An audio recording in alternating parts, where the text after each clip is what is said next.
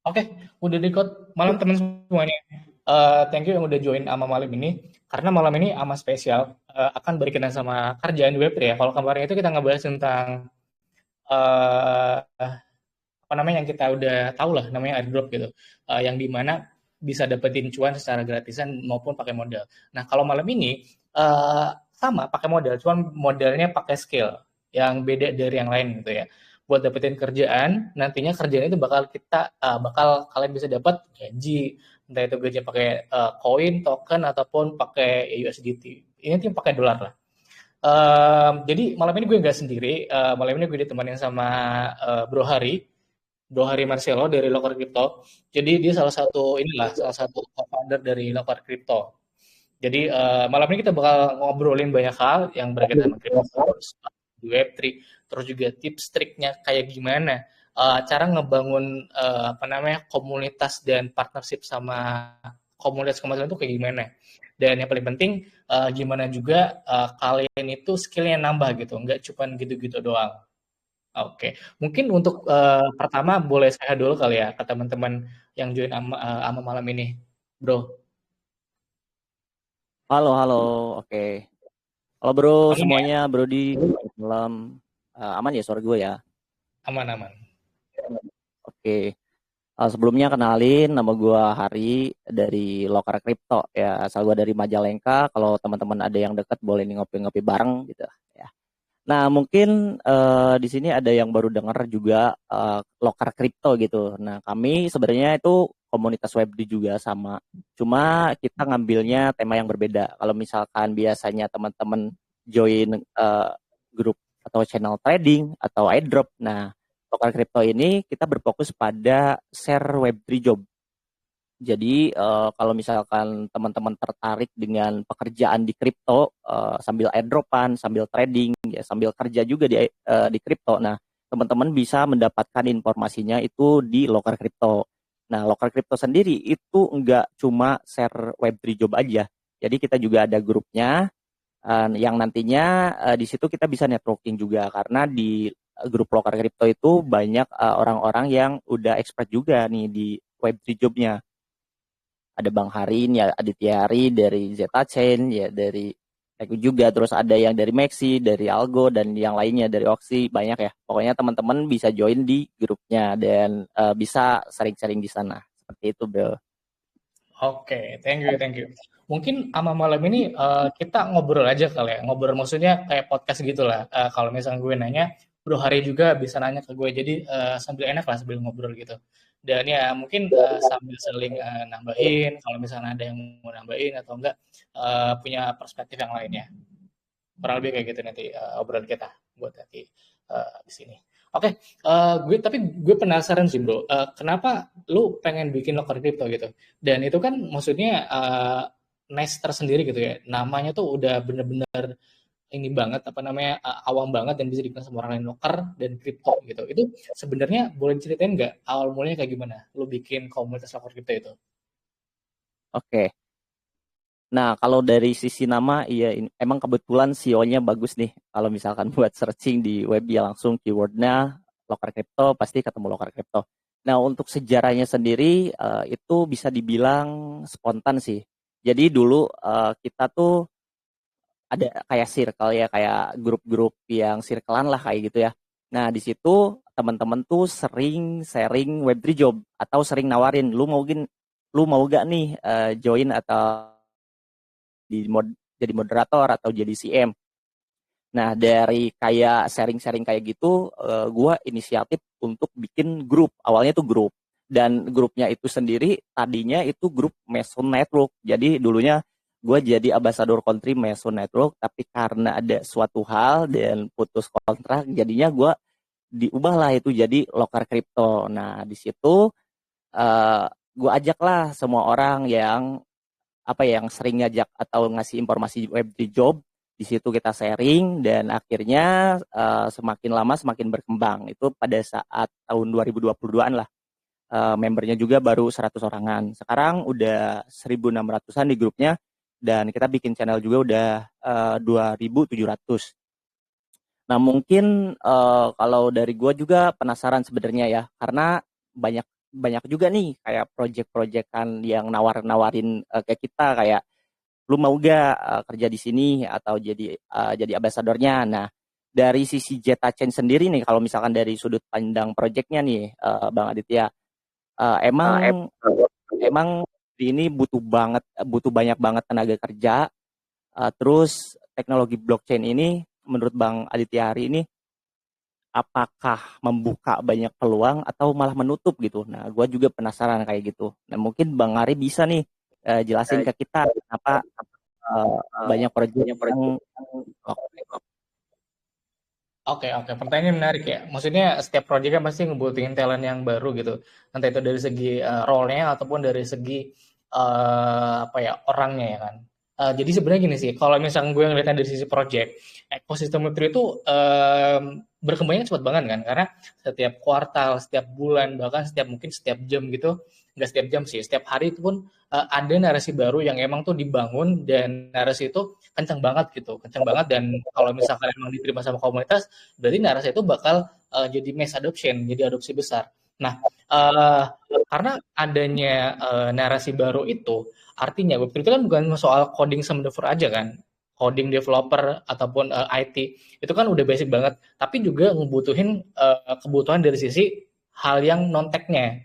Let's say ada community, ada edukasi juga, ada marketing, ada tim desain juga. Karena kan kalau misalkan project kalian harus bisa mendevelop atau ngasih message dari tim IT itu gimana ke usernya. Nah itu lewat tim desain tuh, lewat tim marketing juga bahkan bahkan ya sampai level tim riset pun harus ada gitu karena dengan adanya tim riset itu kalian si projectnya itu bisa nentuin apakah si project itu bisa penetrasi ke suatu negaranya bagus apa enggak gitu ya. Karena gue ngelihat dari kacamata teman gue yang jadi researcher gitu di salah satu perusahaan luar, dia itu emang bener-bener risetnya bener-bener dalam. Jadi dia pengen ngelihat apakah stablecoin itu bisa diterima sama suatu negara apa enggak.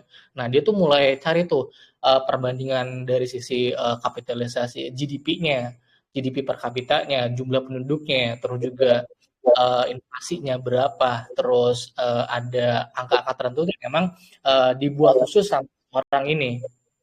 Nah, menariknya menurut gue teknologi blockchain itu justru buka lapangan kerja baru. Jadi enggak nutup tapi justru buka lapangan kerja baru. Misalnya nih, kalau misalkan dulu kan orang-orang pengen kerja defense kan harus lewat bank ya. Harus lewat bank dulu, jadi teller misalnya atau jadi perbankan atau jadi bankir ataupun jadi hal yang lainnya berkaitan sama bank. Tapi kalau misalnya di Web3 itu semua orang itu punya role-nya masing-masing untuk ngebangun di salah satu DeFi. Let's say, lu bisa jadi di sana tuh jadi builder, bisa jadi smart contract engineer, bisa juga jadi community ataupun yang jadi edukator yang ngejelasin gitu ya supaya si project atau teknologi yang dibangun itu tersampaikan message-nya ke user-user. Jadi nggak usernya. Ada juga namanya DeFi strategis. Jadi DeFi strategis itu si DeFi itu pengen ngapain aja sih ke depannya, pengen kontribusi atau pengen buka di chain mana aja gitu. Nah pokoknya dengan adanya Web3 ini bisa dibilang itu Web3 ini apa ya kayak mesin pencetak proses baru lah yang sebelumnya nggak ada di Web2. Yang sebelumnya itu banget gitu bagi gue ya bagi teman-teman yang ada di sini. Jadi semakin banyak project yang muncul kayak misalkan ZK-Chain bisa ini kan bisa interoperabilitas EVM sama non EVM itu menurut gue justru makin bagus karena buka banyak role, buka juga banyak talent yang dibutuhin dan yang paling pasti bakal ada apa namanya ekonomi itu meningkat lah dari sisi digital ekonominya entah itu kalian digaji entah itu dari sisi usernya pakai staking produk si Zeta Chain ataupun yang lainnya. Kurang lebih kayak gitu sih bro, kalau misalkan dari sisi gue. oh iya iya, pantas sih ya. Kadang apa ya kayak pay to pay, jadi kadang via DM gitu nawarin lu mau gak. Mungkin teman-teman di sini juga pernah ya ngalamin kayak gitu, bahkan di hire lah di resort sama project-projectan gitu. Tapi biasanya ini orang-orang yang portfolionya atau skillnya emang udah dikenal gitu. Jadi reputasi online-nya juga udah bagus ya, Bang Ari. Betul Emang betul. kayak gitu. Nah, betul. Tapi sekarang jangan khawatir sih kalau misalkan teman-teman pemula juga bisa belajar bareng di kita di Lokar Crypto, kita sharing Web3 jobnya, terus kita juga kayak diskusi bareng kayak gini, ngobrol kayak gini. Jadi kita set up sama juga seperti ini, mingguan juga di sana atau bulanan bisa. Nah, kita ngobrol aja biasa gini kayak temen lagi ngopi santai aja, Bro. Mantap. Tapi bro, menurut lu ya, kalau misalnya dibandingin sama web tuh gitu, apa perbedaan yang menurut lu paling mencolok gitu dari job description-nya, terus juga role-nya sama skill set-nya itu dibandingin web tuh sama web tuh itu web 3. Web tuh sama web 3 itu gimana sih? Perbedaannya di mana gitu loh? Perbedaan yang paling mencolok yang pernah lu alamin lah.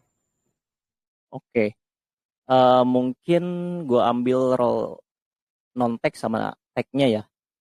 Kalau misalkan perbedaan Web2 sama Web3 sendiri itu kan yang paling dasar membedakannya itu desentralisasinya ya. Jadi kalau Web2 itu terpusat atau servernya disimpan di perusahaan, kalau Web3 ini di blockchain dan ada DAO gitu, decentralized autonomous organization. Nah, kalau di sisi jobnya sendiri, misalkan nih community manager ya, di Web2 gitu, misalkan community manager di Web2 biasanya fokus utamanya itu moderasa apa ya, moderator gitu, sama lah kayak kita jadi mod, Ya, terus moderasi. gitu ya, sama aja, terus nge-manage komunitas.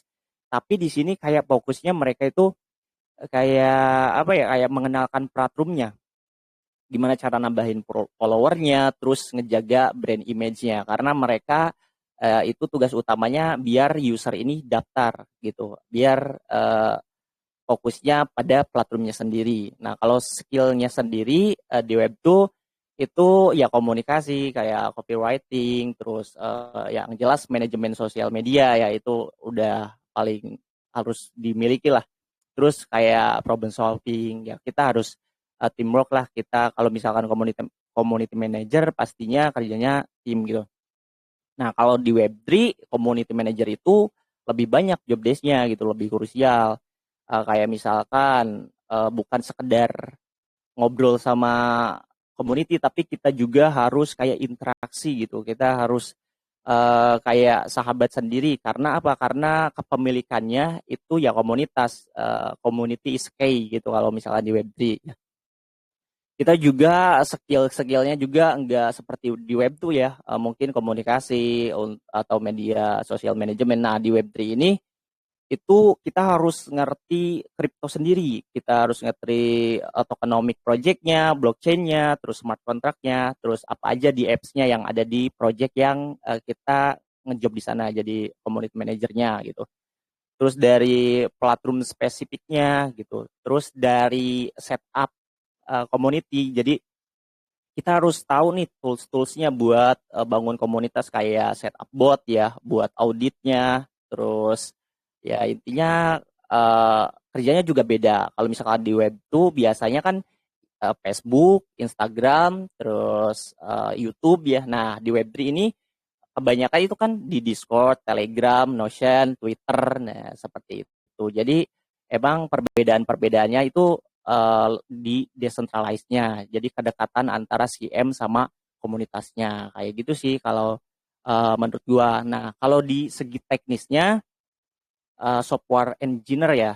Kalau di web tuh yang gua lihat ya dari info job yang ada di LinkedIn itu mereka fokusnya pada server terpusat kan ya kalau misalkan di web tuh. Jadi dia itu bakal fokus pada front end-nya kayak tampilan yang kita lihat, terus back end-nya ya datanya ya data yang mereka bangun gitu.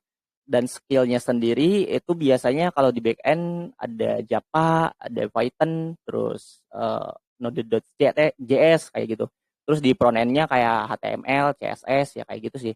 Karena fokus utama mereka itu kan scalability ya, jadi aplikasi yang bisa nampung banyak user gitu. Terus keamanannya ada tapi terpusat gitu. Nah, kalau misalkan di Web3 itu job desk-nya bikin aplikasi di apps yang terkoneksi dengan blockchain kayak gitu sih. Jadi mereka itu lebih fokus ke bukan sekedar apa ya, bukan sekedar ke platform, ada dari DAO-nya gitu. Karena kan kalau misalkan di Web3 ini kan pemiliknya itu bukan perusahaan lagi, tapi semua orang yang memiliki pot yang sama kayak gitu. Terus untuk bahasa pemrogramannya biasanya sih yang gue lihat itu harus kayak ada solidity ya, harus paham ya untuk Ethereum. Terus untuk Solana biasanya Rust kayak gitu. Terus untuk front end-nya sama kayak Web2, HTML, CSS kayak gitu untuk UI UX-nya.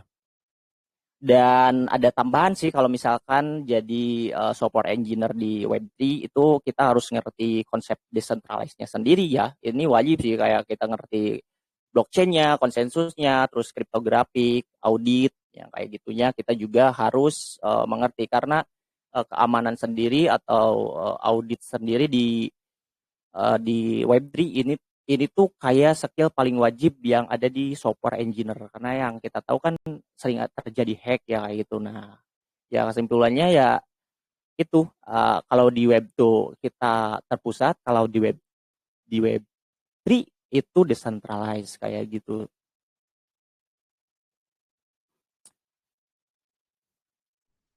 Mungkin kalau misalnya gue boleh berbagi ya ke teman-teman dan juga sharing gitu ya. Jadi gue dulu pernah kerja di web tuh teman-teman, karena pernah kerja di web tuh dan di web 3 juga dan emang di web 3 sih.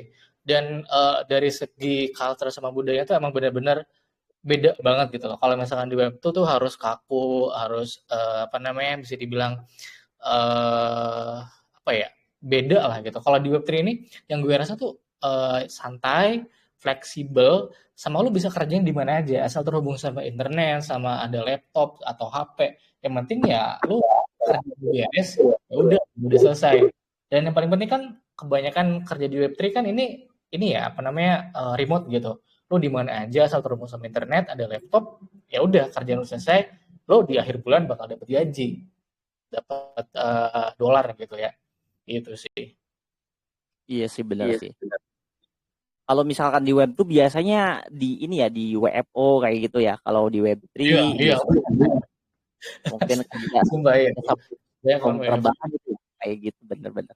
Tapi mungkin kita jamnya bisa beda ya kalau misalkan di web tuh kan biasanya jamnya jam Indo gitu karena office-nya ada di Indo. Nah, kalau di web 3 biasanya pakai jam US ya. Kita jam 3 pagi harus masih on, harus meeting kayak gitu sih, Itu salah Bro. satu tantangan, Bro. Bener-bener. Nah, gue jadi penasaran nih menurut Bang Aditya sendiri blockchain Hmm. ini eh, justru menjadi penghambat untuk user web itu atau menjadi peluang gitu, terutama bagi developer atau bahkan non teknik lah ya, non teknya lah. Oke, sebenarnya kalau misalkan dari sisi gue maupun sisi Tachin itu hampir sama aja. Maksudnya saling membuka peluang baru bagi orang-orang yang mau terjun di Web3 as a talent gitu ya. Talent apa namanya kerja lah, talent kerja gitu. Pertama, lu bisa jadi developer. Jadi ini tuh benar-benar peluang buat teman-teman gitu, buat berinovasi, buat bikin hal-hal karya dari segi tech yang berdampak bagi user, berdampak bagi industrinya, dan berdampak juga bagi kalian pribadi gitu untuk karir petnya. Jadi bisa dibilang lewat Zeta Chain sendiri, ini kan aplikasi lintas chain ya, maksudnya lu bisa ngebangun apa namanya project itu dengan lintas chain, bangun di chain Zeta Chain bisa terhubung dengan jaringan Sui, terus juga Base, terus juga Solana, terus juga Next juga kita bakal integrasi sama Ton. Itu kan berarti kalian bisa belajar hal baru dari sisi tech-nya. Untuk dari sisi non-tech-nya itu sangat-sangat kebuka lebar ya, karena kan ini berhubungan sama teknis dan penjelasan. Makanya kadang untuk project-project yang sulit dimengerti, yang baru gitu, yang emang jadi pendobrak lah, jadi utama lah di project pertama gitu di industrinya. Itu ya butuh banyak content creator, butuh banyak juga community builder, butuh juga banyak banget edukator buat ngejelasin bahwa project itu punya visibilitas dan punya apa ya trust untuk jangka panjang dan fundamentalnya bagus gitu. Makanya kalau misalkan di Zeta Chain itu kita sebenarnya punya banyak ambasador di setiap negara. Total buat yang sekarang itu Zeta Chain itu ada 16, Bro. 16 itu salah satunya ada di Indonesia. Ada di Indonesia, ada di Southeast Asia, ada di Vietnam, terus juga ada banyak lah Filipina, Brazil, Italia, Spanyol, Turki, banyak banget. Dan kita emang pengen perkenalkan kalau misalkan teknologi yang kita bikin itu bisa bermanfaat bagi semua user, bagi kalangan airdrop, bagi kalangan yang pengen nyoba cross chain, maupun bagi para khususnya developer ya pengen ngebangun satu apa namanya smart contract doang, tapi bisa terhubung dengan jaringan yang lainnya. Jadi lu build once tapi bisa connect everywhere, dimanapun dan chain apapun gitu. Nah, sebenarnya sih dengan adanya teknologi baru, dengan adanya project baru, dengan adanya narasi baru itu artinya bisa ngebuka peluang baru.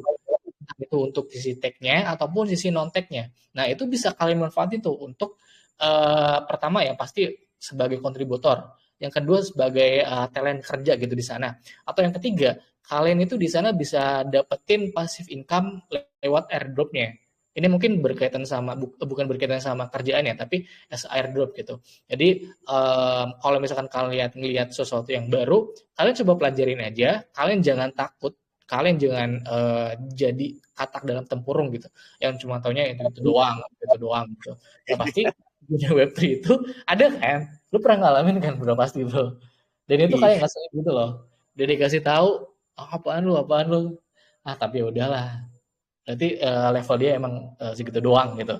Dia nggak mau berubah, dia nggak mau upgrade skillnya atau upgrade ilmunya. Tapi namanya orang ya, mau dikasih apapun atau dibilang apapun, emang kayak gitu otaknya, ya kita mau gimana lagi gitu. Oke, back to topic.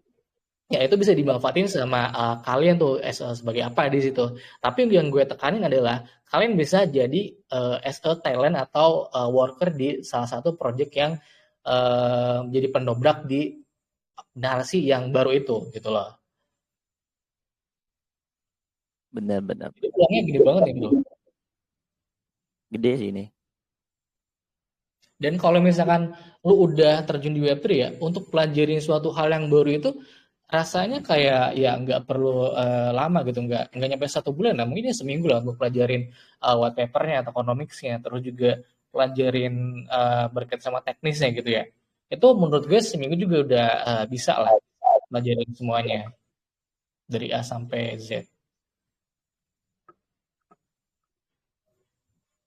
Gue jadi inget apa omongan Satoshi Nakamoto nih dari apa yang dijelasin Bro Ari.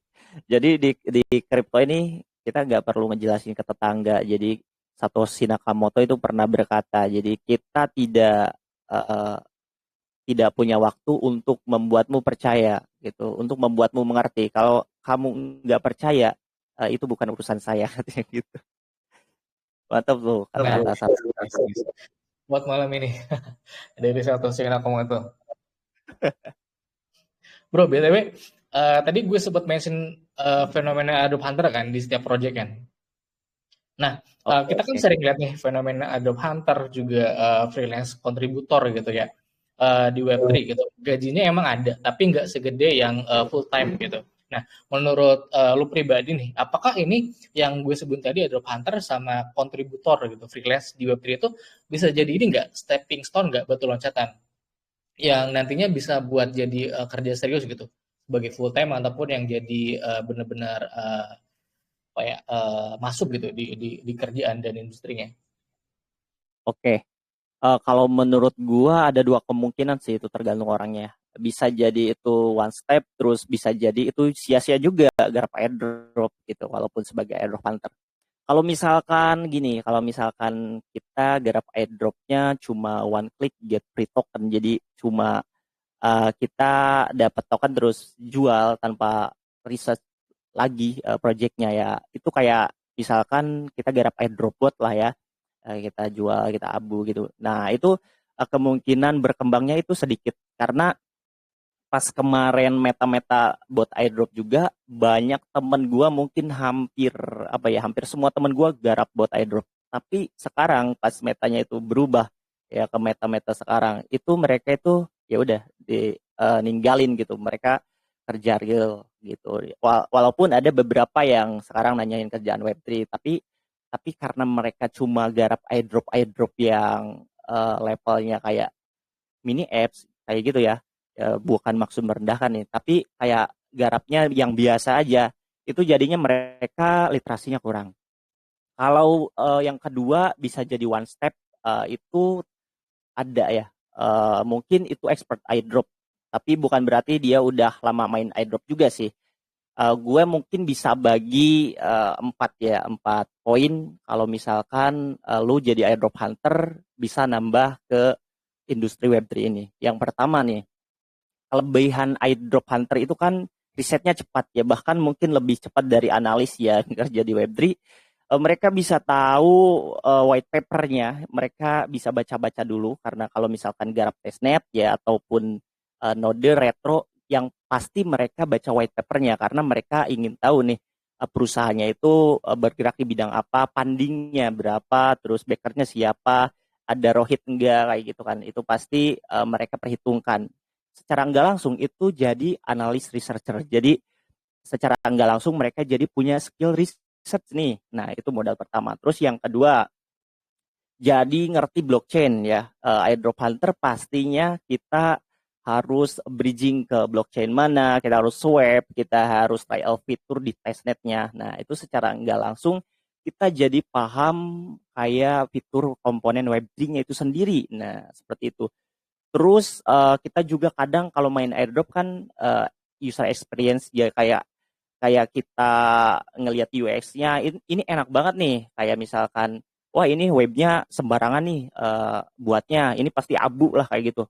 Terus ada yang webnya ini bagus nih, walaupun fundingnya kecil tapi gue yakin ini pasti niat nih bikin project kayak gitu. Terus yang terakhir networking juga. Jadi manfaatkan nih kalau misalkan kita user testnet ya, terutama biasanya kita nge-yapping terus kita ngejar OG. Nah, networkingnya itu kita manfaatkan untuk menjadi sesuatu di project tersebut. Karena kalau misalkan kita jadi OG ataupun kita sering jadi bug bounty gitu, kayak ngirim feedback. Nah, itu kita bisa repost juga ke LinkedIn sebagai project yang diselesaikan kayak gitu. Nah, itu jadi salah satu portofolio untuk kita kayak gitu.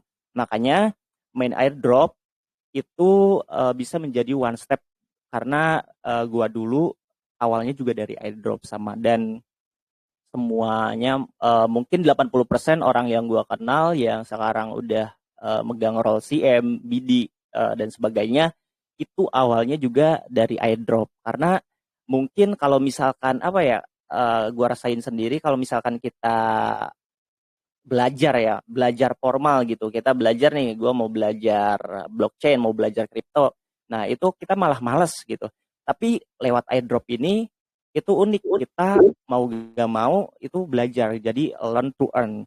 Eh, Belajar sambil kita nyari-nyari peluang jackpot. Kayak gitu sih bro, kalau misalkan dari gue ya. Ada tambahan ya dari hari. Gila, mantap banget. Setuju banget. Gue setuju soal yang airdrop itu secara nggak langsung ngasih lu skill yang secara nggak langsung ya, skill yang emang bener-bener dibutuhin gitu sama sama industri Web3 ini. Salah satunya tadi sebagai analis researcher dengan kalian itu menganalisa si airdropnya itu secara nggak langsung ya lo tuh sebagai analis gitu memperkirakan dan juga melihat si white papernya dari segi economics, dari segi teknis atau tech-nya gitu. Dan yang paling penting ya kalian juga bisa networking kan sama teman-teman yang lain. Kalian bisa jadi nantinya pengalaman untuk jadi BD. BD itu business development gitu ya. Jadi ya berhubungan sama ini, berhubungan sama networking juga, sama partnership juga. Dan ya itu emang gue juga salah satunya satu skill yang gue dapetin emang dari ini sih bro, dari airdrop tadi. Salah satunya yang analis researcher itu. Malah Cuman kalau sekarang misalkan kita garap airdrop ini ya bro, jadi kita dilirik ya. Kalau waktu itu lebih ke build ini akhirnya, nge-build skill baru. Jadi sambil nge-airdrop, gue juga ikut kursus online tuh, yang gratisan dari Coursera, dari Udemy, terus juga dari Google juga. dipasang tuh di LinkedIn, pasang-pasang-pasang. Terus gue juga ikut data analis, product management. Akhirnya ada yang nyangkut tuh, ada yang nyangkut karena udah ada Oke. pengalaman gitu ya.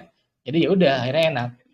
Karena gini, kalau misalkan menurut gue ya bro, kalau misalkan lu dapet satu pengalaman untuk jadi as a ambassador ataupun community CM ya, community manager, itu kedepannya lu bakal mudah gitu.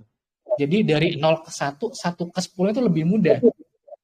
Cuman yang susahnya itu dari 0 ke 1 bisa aja nol terus selanjutnya 0,0000 baru habis itu satu. Bisa juga dari 0,1, 0,2, 0,3, 0,9 gitu ya, terus 0,1.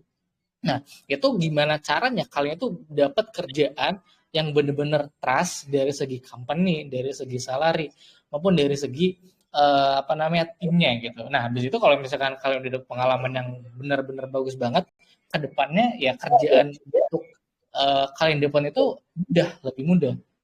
Kalau gue sih gitu, bro, pengalamannya. Kalau lu gimana pengalaman buat yang 23 ini? Oke, kalau gue sih kalau awal-awal ya bener tadi ngumpulin kayak sertif ya di LinkedIn gitu. Nah mungkin kalau misalkan bicara sertif nih, gue ada rekomen apa website gitu. Kalau misalkan belajar bisa dari Koinvestasi itu ada belajar dari nol ya. Kita wajib tuh tahu kayak definisi blockchain itu apa, Web3 itu apa, smart contract itu apa gitu. Itu tuh wajib walaupun kita airdropan, kadang kita nggak ngerti secara definisi kan ya. Terus masalah sertip itu gue biasanya ikutan bootcamp ya kan. Terus ada juga kayak MA yang di Zoom tuh biasanya dapat sertip juga. Terus ada satu web namanya Hackwest. Ada airdropnya tuh.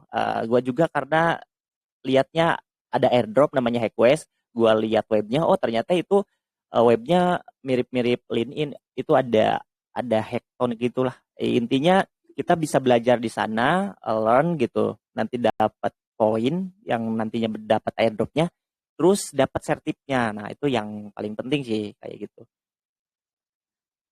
Mungkin dari gua kalau misalkan awal-awal buat teman-teman ya bisa jadi moderator dulu sih. Kalau dari sisi airdrop mungkin paling aktif jadi si paling badut di project biasanya kan ditunjuk tuh jadi jadi mod atau jadi ambasnya ditawarin. Nah, itu terima aja apalagi kalau misalkan projectnya bagus namanya gitu. Nah, itu bisa ngangkat tuh awal-awal. Terus jangan lupa join Crypto di grup. Nah, kita bisa kenalan, nanti kita partnership, terus sharing-sharing. Nah, biasanya kalau misalkan udah awalnya udah loncat, ya loncat ke sananya emang mudah sih bro. Menurut gua juga sama kayak gitu. Nyiapin dulu ya di projectnya ya, ngebadut Ya, dulu. bener kalau airdrop saran gue sih mending nyiapin dulu gitu. Apalagi kalau misalkan kita punya sosial akun yang gede kayak X-nya bagus ya. Wah, itu udah gampang banget misalkan job. Mungkin nggak apply juga ada yang nawarin via DM, tapi tetap hati-hati ya, Bro. Jadi kayak ada yang nawarin, kita nggak apply itu biasanya ada yang scamnya juga. Kadang gajinya gak masuk akal. Lu mau gak jadi mod gitu biasanya orang-orang luar gitu. 500 bulan jadi mod di ini. Nah, itu hati-hati biasanya scam. Kalau misalkan kita klik linknya antara phishing atau kalau misalkan join di community-nya biasanya kita disuruh install aplikasinya kayak gitu. Jadi hati-hati juga ada job scam juga selain di airdrop ada airdrop scam di job juga ada job-job scam kayak gitu sih bro. Unik Oke, emang. kalau guru job scare-nya ya. Karena ini kan berkaitan sama kerjaan yang berhubungan sama tren ya. Nah, ngomongin soal tren kerjaan nih, menurut lo nih bro, pekerjaan apa sih yang nantinya atau yang sekarang gitu ya, yang di industri web itu lagi booming? Dan apakah itu berkaitan sama role teknis atau yang non teknis kayak marketing, BD, terus jadi partnership apa gitu? Menurut Oke, tuh booming sekarang itu apa? yang paling tren ya. Oke, gue lihat dari sisi yang gue sering post ya karena kebetulan gue sering post job nih. Yang banyak dicari ya sebenarnya yang non tech sih. Karena kalau misalkan tech itu biasanya lokernya dikit dan itu juga kan orang-orangnya terbatas ya skill-skill yang di teknis kan harus ngerti bahasa pemrograman ya gitu. Posisi ini tuh emang gajinya gede gitu, tapi di sini tuh skillnya juga enggak kaleng-kaleng gitu. Biasanya orang-orang malahan project-project itu saling tukaran saling tukaran debt gitu. Pemprogramnya itu sama itu doang. Kalau misalkan kita lihat nih misal di CryptoRank kita bisa lihat debt-nya. Nah, itu biasanya ngambil 2 role juga gitu. Nah, kalau misalkan dari tren yang gua lihat di non teknis itu paling banyak karena non teknis kan berkaitan dengan pemasarannya, Bro. Jadi mereka itu pasti ngebutuhin kayak ambassador country, terus region manager gitu. Jadi yang paling tren ya community manager, terus marketing, growth specialist, terus business development itu yang partnership manager kayak gitu. Nah, untuk community manager sendiri kalau misalkan ini kita nggak bisa bahasa Inggris. Nah, itu itu juga jangan khawatir karena ada kayak community manager khusus di Indonesia. Apalagi Indonesia ini kan adopsi kriptonya mulai berkembang nih, mulai dilirik dan seperti biasa kita ini konsumtif pasar ya, yang jelas peluang Web3 jobnya pasti banyak untuk jadi ambasador di sini di negara ini atau jadi BD-nya ya, karena gua pernah nih ditawarin sama salah satu project India namanya OnRamp. Jadi mereka itu peer to peer ya, jadi nggak lewat exchange gitu, jadi kita bisa langsung deposit atau withdraw dari DEX seperti dari platform mereka. Nah, itu dari India itu sangat-sangat tertarik dengan pasar Indonesia. Jadi mereka jadiin gue sebagai bisnis konsultannya. Jadi bisnis konsultan itu kerjanya kita nggak harus MA kayak gini, kita nggak harus muncul ke permukaan, kita cukup kasih riset. Jadi kita jadi analisnya. Di Indonesia ini biasanya pakai misalkan kebanyakan pakai Dana nih depositnya. Nah, mereka nanti bakal add fitur deposit via Dana kayak gitu. Nah, mungkin kalau misalkan teman-teman dari airdropper biasanya kan berarti non-tech ya. Nah, itu build aja kayak Twitternya bagusin, terus LinkedIn-nya bagusin, dan nggak apa-apa misalkan bikin konten bahasa Indonesia. Karena apa? Karena ya sekarang udah banyak dilirik, bahkan beberapa exchange juga kan venture-nya mulai dilirik dari luar gitu. Nah, itu kan menandakan bahwa Indonesia ini kedepannya nih bakal menjadi pasar blockchain atau Web3 yang besar juga, apalagi Coinbase juga salah satu ini kan ya event besar yang dilirik dunia gitu. Jadi mungkin kesimpulannya adalah yang paling tren adalah di non-tech, apalagi di bagian marketing karena itu adalah tombaknya salah satu project kayak gitu, Bro. Oke, ya, gue setuju ya, sangat-sangat setuju dengan apa yang lu bilang tadi. Jadi tombak salah satu project untuk bisa penetrasi ke pasar ya, maksudnya ke suatu negara atau bahkan regional itu memang dibutuhin marketing gitu, marketing yang benar-benar strateginya tuh bisa diterima dan applicable untuk semua negara gitu. Dan bahkan mungkin nggak semua negara bisa, tapi di satu negara itu berbeda gitu penetapan marketing atau strategi marketingnya. Makanya dibutuhin marketing yang benar-benar emang beda, jenius dan juga applicable. Terus ya mungkin kalau misalnya gue boleh sharing dari marketing itu semua ada banyak kan role-nya. Lo bisa jadi content writer, bisa juga dari KOL, bisa juga jadi BD, business development, bisa juga jadi partnership manager, agen listing kalau misalkan ada di exchange. Lu bisa juga jadi nantinya kayak Bro Hari tadi as a consultant gitu. Atau yang kayak kita lagi bangun sekarang, lu as a jadi apa namanya community builder, lu ngebangun komunitas untuk project itu di negara Indonesia.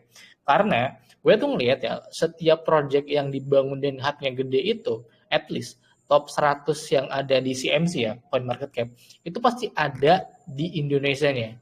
Gue nggak bilang pasti ini ya, mungkin 90% lah. Itu pasti ada di Indonesia perwakilannya, komunitasnya. Let's say Zeta Chain, terus juga project yang lain gitu ya. Yang sekarang lagi kemarin yang baru itu ada Arbitrum gitu, Indonesia baru masuk. terus ada juga Avalanche, juga Solana ini emang gede waktu itu, Solana Super Team. Dia ngebungkunya gede banget. Ya banyak sih. Pokoknya apa namanya?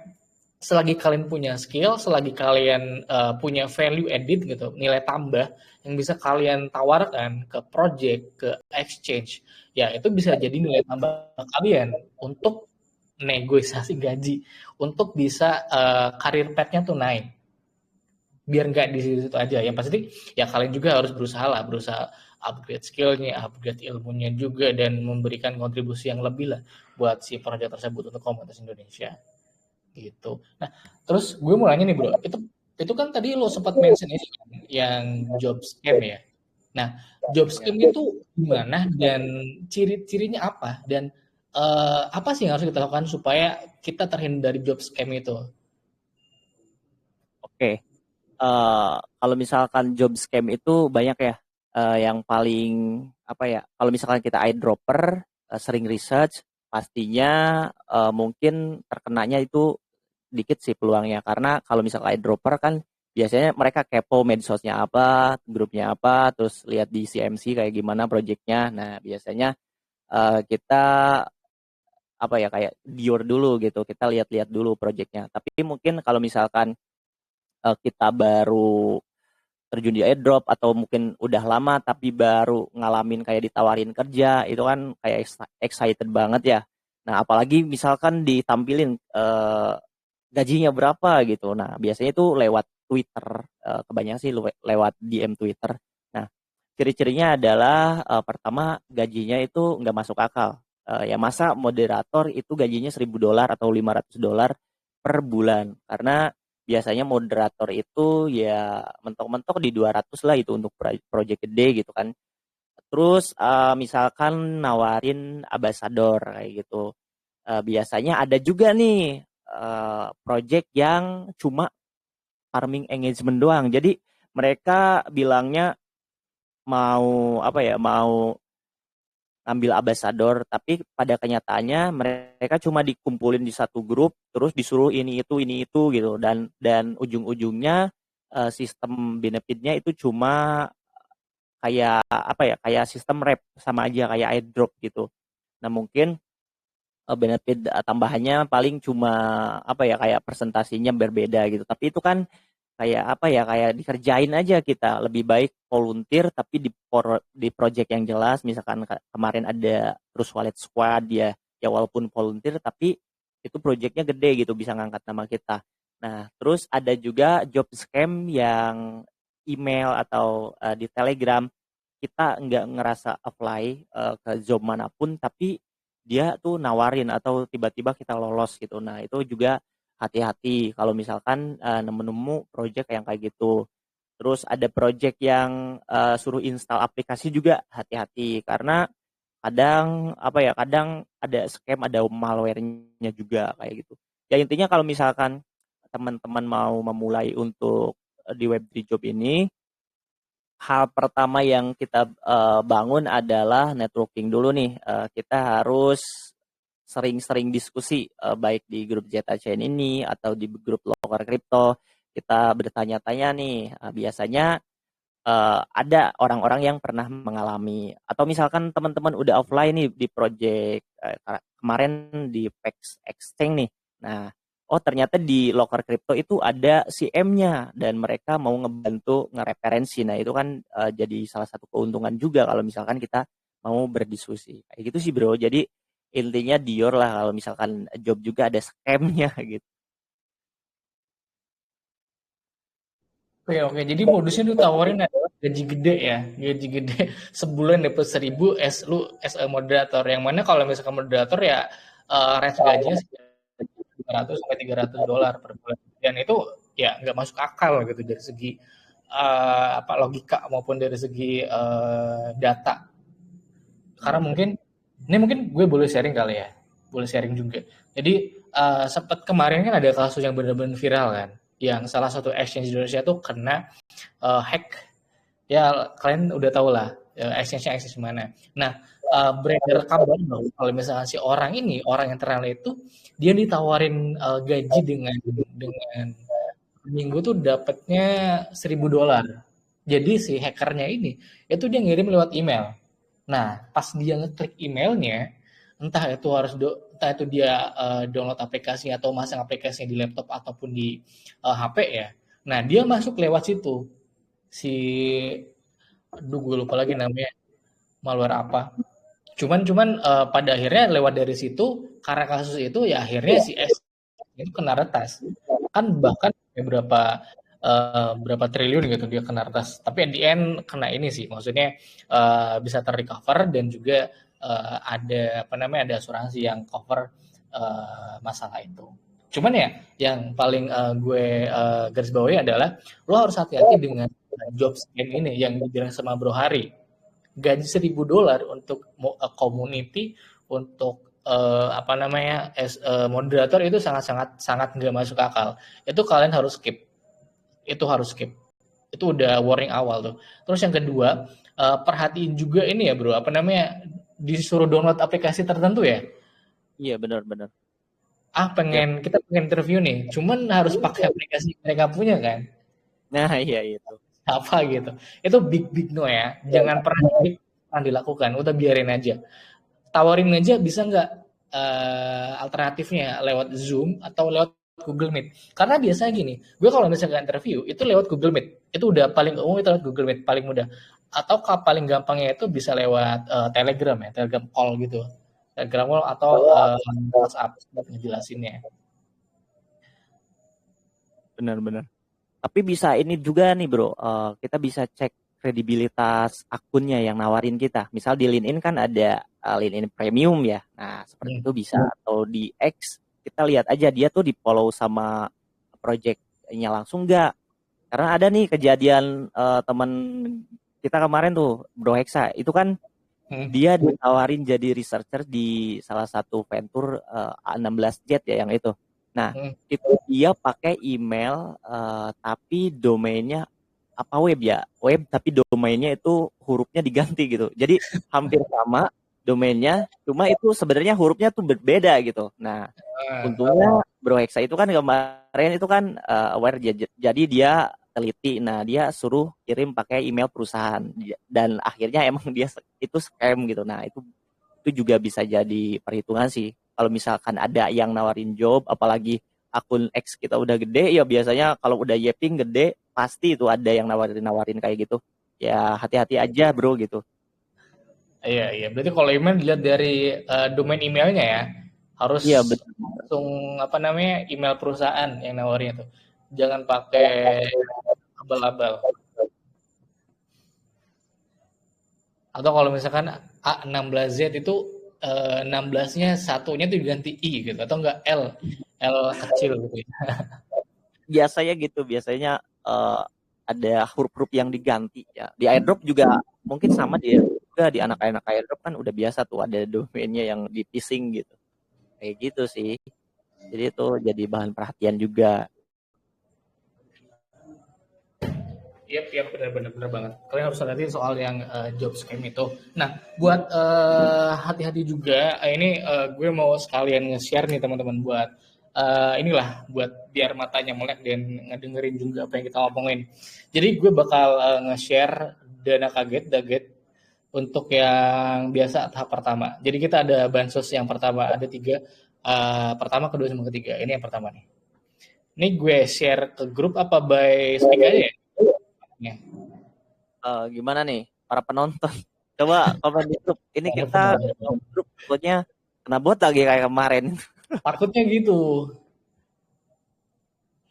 Kalau misalkan share screen barcode mungkin bisa juga kayak gitu kan. Kalau misalkan share screen barcode kan yang lihat aja nih di sini dia bisa share screen. Setuju. Share aja wok. Ini pendukung Prabowo. Oh ini Bang Botak kayaknya ini dia masang bot. Oke, gue share ya, cuman pakai short link. Oke, gue hitung mundur. 3, 2. Ini ada di ZTCN ini ya channel ya. 3, 2, 1. Langsung tuh klik linknya. Oke, buat yang udah dapet selamat karena ini baru pertama, masih kecil, nanti kita ada debit kedua sama debit terakhir. Bro, apa namanya? Gue penasaran soal yang apa namanya kerjaan ini. Pertama kali lu dapat kerja itu lu dapat berapa, bro? Di Web3 ini? Apakah as a volunteer doang, 2M, makasih Mas, atau udah ada ini nih, udah ada pundi-pundi dolar di awal? $50 mungkin, $100. Awal-awal 2020 tuh, uh, gue juga belum terlalu tahu Web3 job itu waktu 2020.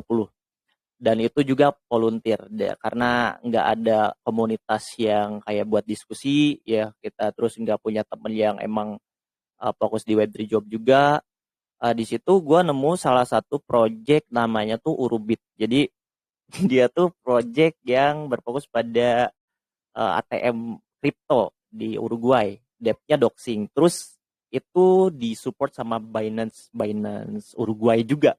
Nah, ya mana mungkin scam lah, gue mikirnya mana mungkin lah scam, karena waktu 2020 Binance itu dikenal sebagai last king exchange yang kalau misalkan mau Binance pasti harganya meroket ya kayak gitu.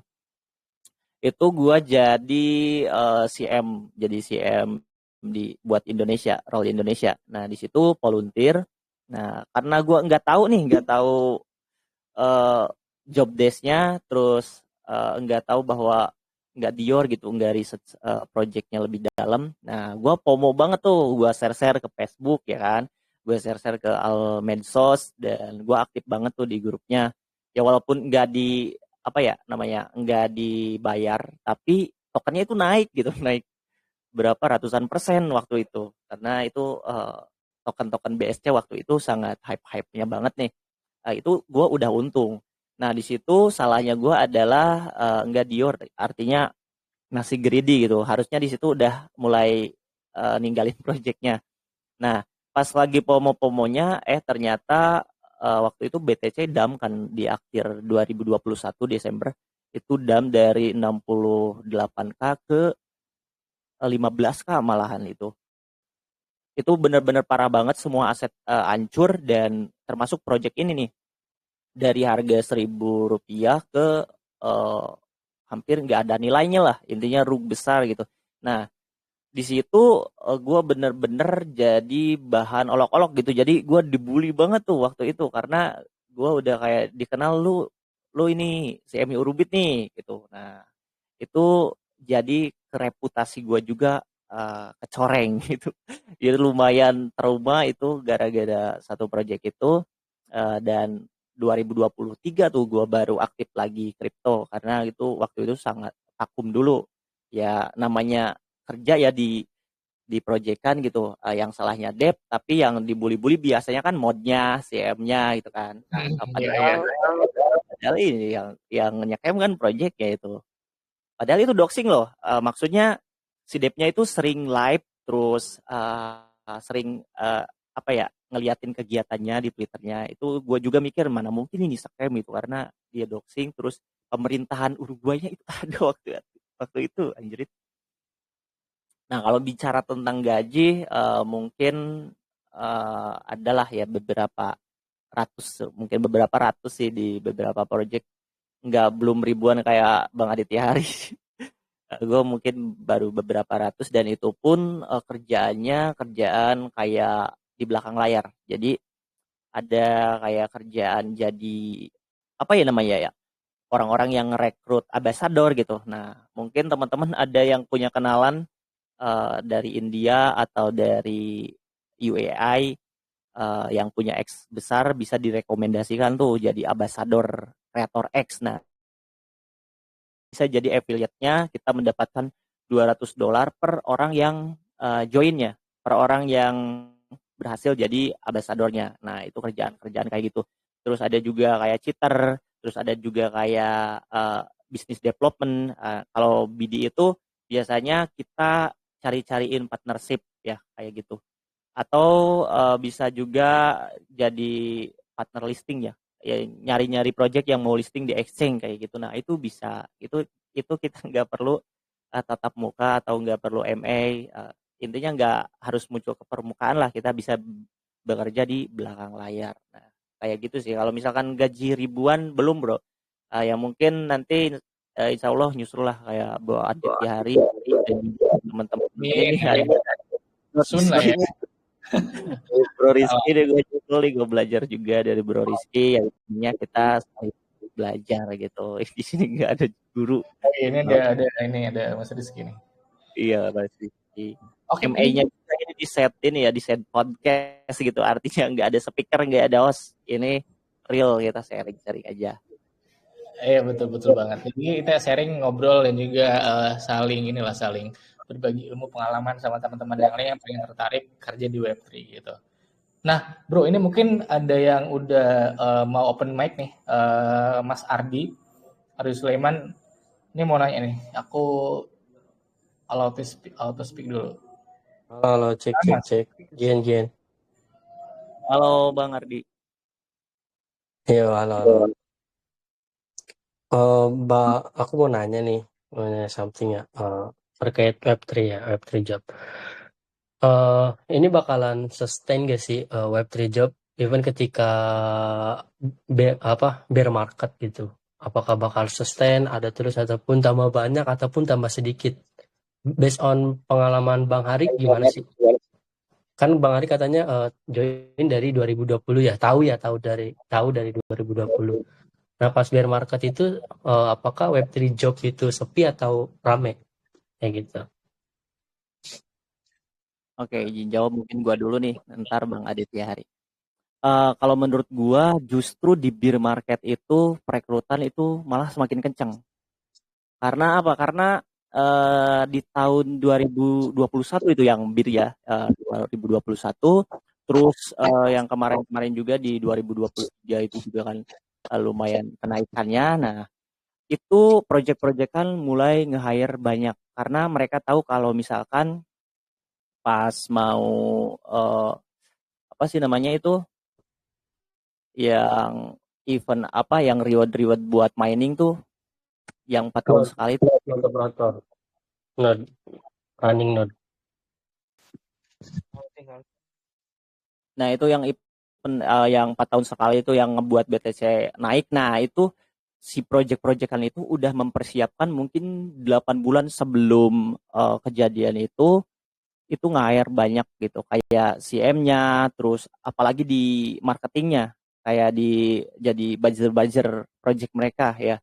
Baik kayak ambassador atau buzzer-buzzer yang gelap kayak sealer gitu, kayak meme coin. Nah, itu malah sekarang di bull market job malah sepi menurut gue ya, karena gue lihat-lihat itu mereka udah pada keisi gitu, karena mereka yang ngisi itu ya itu orang-orang yang ada di bear market, orang-orang yang masih on gitu. Makanya kalau misalkan bear market kita rugi di airdrop, mungkin ya kita rugi di trading, ya kita bisa cari kesempatan lain di Web3 job. Itu biasanya banyak yang buka loker gitu ya, walaupun nggak semua project sih, tapi biasanya di bear market menurut gua malah mereka itu nggak hire ya, walaupun nanti gajinya nego gitu lah ya. Kalau menurut gua gitu. Mungkin Bang Aditya Hari ada tambahan?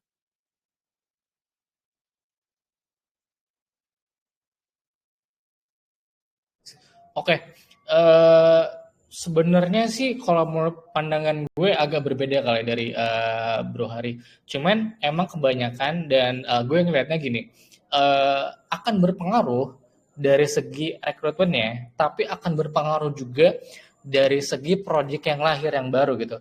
Ya meskipun misalkan gini, si project A itu dia udah existing, udah ada gitu. Sebetulnya project A, project B, sama project C. Nah, ketiga project itu di masa bearish harganya turun, terus juga orang-orang pada ngejual tokennya, orang-orang pada bisa dibilang gitu nggak aktif lagi gitu di ekosistemnya, ya artinya mungkin si beberapa role tertentu yang tadinya dibutuhin sekarang itu nggak dibutuhin dan akhirnya kena cut off sama si projectnya itu ada. Jadi di bearish market itu untuk yang existing project pasti bakal ngurangin ya, entah itu dari segi konten kreatornya, OL-nya, terus juga ataupun hal-hal yang semisal kayak moderator ataupun hal-hal yang kecil, karena dari mereka sendiri pengen ngurangin beban apa namanya cost perusahaannya gitu, biar nggak terlalu ngebebanin banget, biar nanti kan apa namanya si pendapatan atau keuntungan perusahaan bisa ini kan bisa at least nggak rugi gitu. Karena salah satu pendapatan perusahaan itu kan lewat teknologi yang dibuat, terus juga ada apa namanya dari gas fee-nya juga, ada dari apa namanya dari validator, ada juga mungkinnya dari kalau misalkan banyak orang pakai teknologinya, artinya si perusahaan itu untungnya dari situ. Nah, buat mangkas pengeluaran yang nggak dibutuhin atau terlalu banyak, ya dengan cara cut off si talentnya itu, si pekerjanya itu.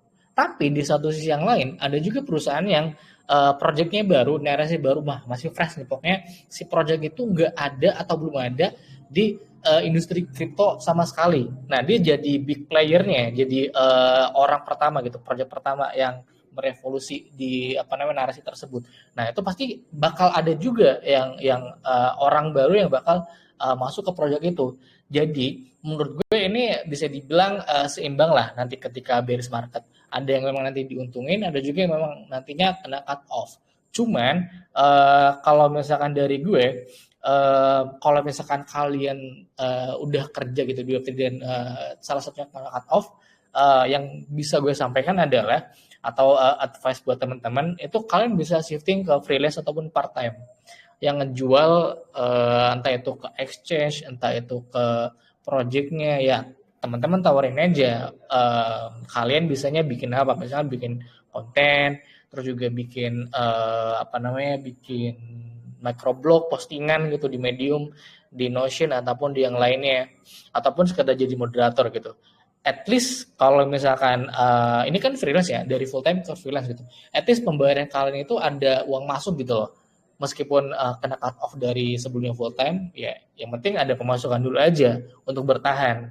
Nantinya ketika bullish market terjadi lagi, ya kalian udah nggak ini lagi, udah nggak kesusahan lagi gitu loh. Selain di satu sisi kalian juga bisa cicil Bitcoin kan ketika bearish market terjadi. Terus juga menurut gue ya, kalau misalkan bear market itu, menurut gue itu kan salah satu filter gitu. Salah satu filter di mana orang-orang itu bakal keluar.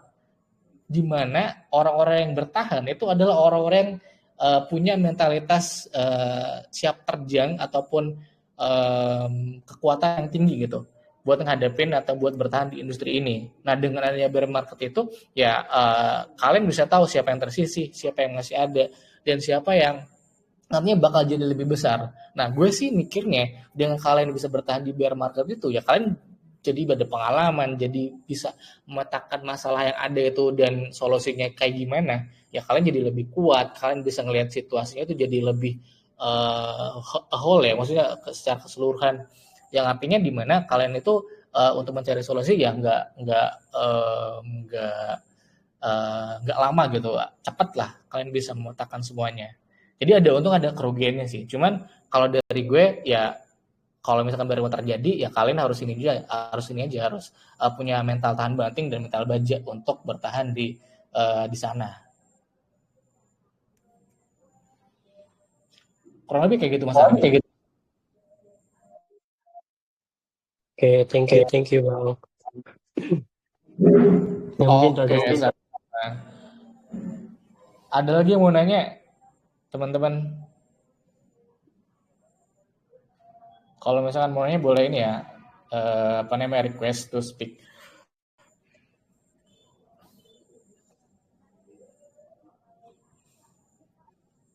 Apakah ada yang nanya?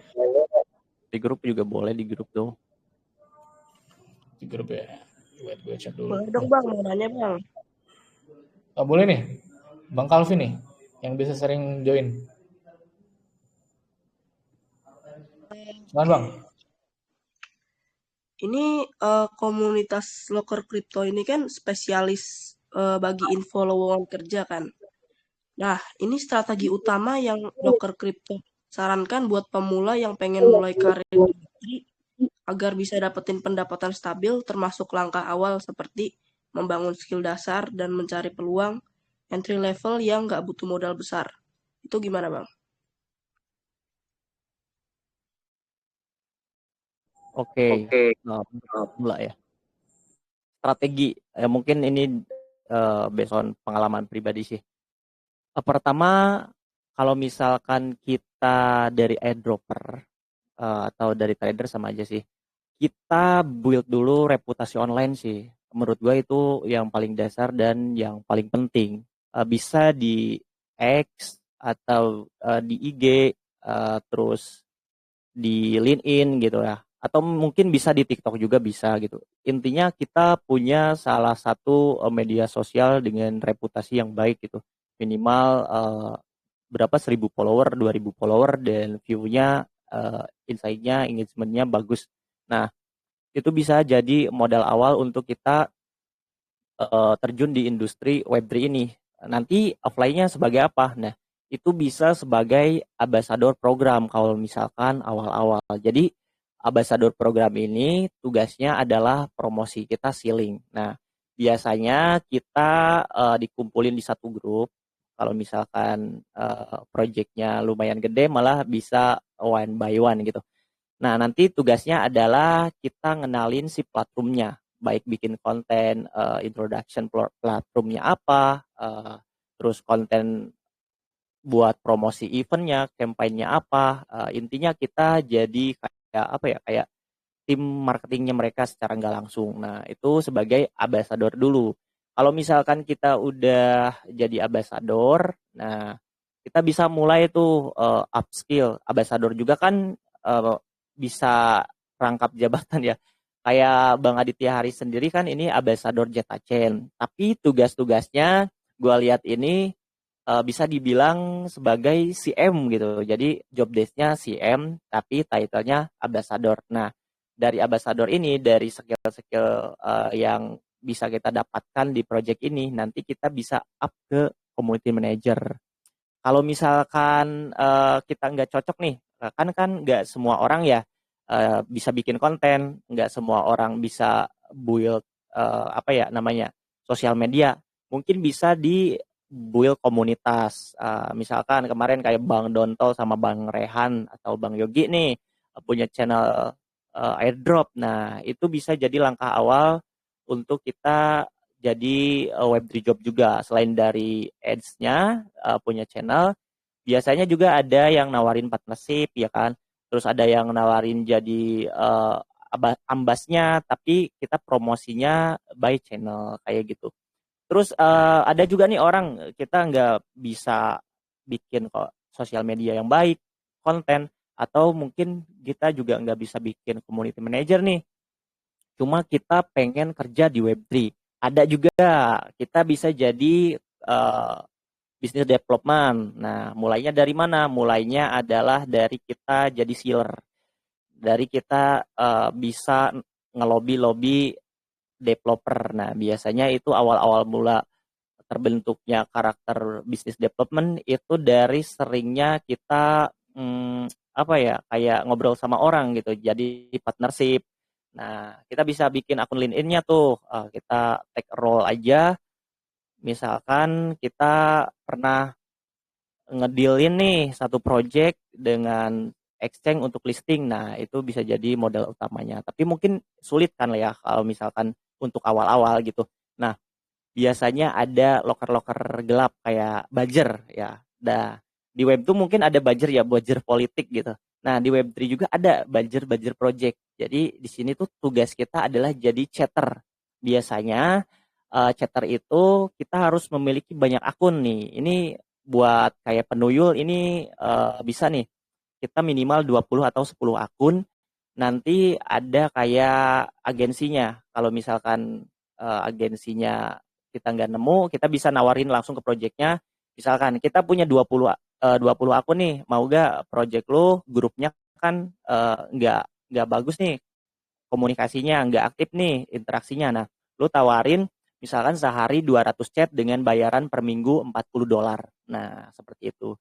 Jadi banyak sih job di Web3, bukan cuma moderator, bukan cuma CM ya. Kalau misalkan CM atau ambassador kan harus kayak bisa MA, ya nggak semua orang kan mau ya MA gitu, nggak semua orang mau doxing. Nah, bisa job-job yang lainnya itu banyak ya. Intinya kita fokusin aja, kita mau ke arah mana di Web3 job ini, apakah mau di business development atau mau di kayak job-job yang seperti itu yang nggak perlu kita tatap muka atau kita nggak perlu ngomong, atau misalkan kita di content creator ya kita fokusnya berarti di ambassador-nya, terus fokus di CM-nya dan sebagainya. Kalau misalkan kita jago coding ya fokusnya di software engineering gitu.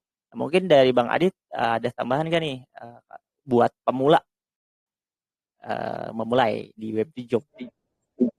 Oke, itu sebenarnya udah cukup semua sih, karena itu based on pengalaman ini kan, based on pengalaman Bro Ori kan. Tapi kalau misalnya dari gue pribadi, mulainya dari mana as a newbie, gue katakan mulai dari bawah dulu. As a lo sebagai apa dulu? Pertama mungkin pertama dari yaping dulu ya, di komunitas yang Telegram maupun di komunitas yang di Discord. Biasanya yang sering dilihat tuh di dua channel itu, Telegram sama Discord. Dia aja mau yang di mana. Nah, untuk menentukan proyek itu bagus apa enggak buat di-yapingin, karena kan enggak semua proyek kita yapingin itu mereka tuh ngeliat gitu, mereka ngeliat usaha kita. Nah, kalian tuh bisa ngeliat dari sisi fundingnya. Semakin besar fundingnya, semakin banyak juga orang dibutuhkan, dan semakin banyak juga kalian itu dihargain lah. Jadi yaping itu enggak sekedar yaping doang, tapi dihargain gitu dari segi gajinya. Kan ada proyek yang emang punya gede karena lu sering yaping, lu sering bantu jawab pertanyaan user, lu dapat kontribusi gitu. Itu diangkat jadi ambassador ataupun jadi moderator di sana. Tapi kalau misalnya proyek itu kecil, ya emang enggak funding yang gede, ya yaping itu ya cuman jadi sia-sia kan. Jadi kalian nggak dapat apa-apa. Terus kalau misalkan udah mulai dari sana, kalian bisa mulainya tuh dari sisi ambasadornya. Gue katakan ambasador ya. Apakah itu ambasador dari proyek kecil, gede nggak apa-apa. Kalian garap dulu aja. Karena untuk yang awal-awal ini kalian dibutuhin kan cuman ini ya, pengalaman kan. Pengalaman. Karena gue juga kenal beberapa orang yang emang dia kerja di project gitu, Trust Wallet, tapi volunteer, as a volunteer, bukan part time ataupun bukan full time. Si volunteer ini ternyata dia juga bakal dikasih reward, tapi rewardnya dari bentuk barang gitu, ketika hari tertentu, ketika lebaran, ketika tahun baru. Tapi itu nggak apa-apa, yang penting kalian dapat pengalamannya di situ, kalian bisa ngobrol sama tim internalnya, sama tim intinya, core-nya, bisa bahasa Inggris juga, terus juga bisa nguasain skill negosiasi, skill ngomong bahasa Inggris, terus juga banyak skill yang bisa kalian dapat lewat volunteer itu. Nah, kalau misalkan kalian pengen volunteer, pilih project yang udah gede. Contohnya ya project Zeta Chain atau project yang lain gitu, yang Bitcoin layer 2 ataupun project yang lainnya, Ethereum kah atau Solana ataupun yang lainnya. Itu is okay, karena yang kalian butuhin itu awal itu as a pengalaman doang kan, pengalaman, dan yang di CV-nya itu kalian bisa tunjukin itu, kalian bisa tampangin, kalian bisa bikin portofolio ini, misalkan as a volunteer kalian bisa bikin MA, kalian bisa bikin ngajak kolaborasi gitu dari project A, project B, project C, terus juga bisa ngajakin orang lain buat jadi ya join grupnya, jadi grupnya tuh makin gede makin banyak gitu kan, itu bisa juga. Terus kalau misalnya ada pengalaman, di situ kalian bisa negosiasi gaji maupun negosiasi skill-skill yang kalian ada, yang kalian punya gitu. Misalnya gini, gue udah ada pengalaman project A, project B, project C. Nah, ketika interview dari mereka, mungkin di awal masih boleh lah, di awal itu dari mereka netepin misalkan per bulan sekian $500 gitu, let's say. Nah, dari $500 itu kalau misalkan setahun pertama kalian kinerjanya bagus, itu kalian bisa ngomongin tuh, bisa nggak sih karir path gue di project ini tuh naik gitu, karena lu udah sendiri kan progres komunitas gue yang di Indonesia tuh naiknya signifikan. Itu bisa. Yang penting kalian itu bisa negosiasi, punya daya tawar dan punya komunikasi yang jelas ke project atau tim intinya. Terus habis dari situ ya kalian bangun karir, bangun networking juga, bangun semuanya, supaya nanti kalian itu bisa dikenal sama komunitas, sama project juga, sama exchange, sama orang-orang yang ada di komunitas. Kurang lebih jawaban aku gitu sih Mas.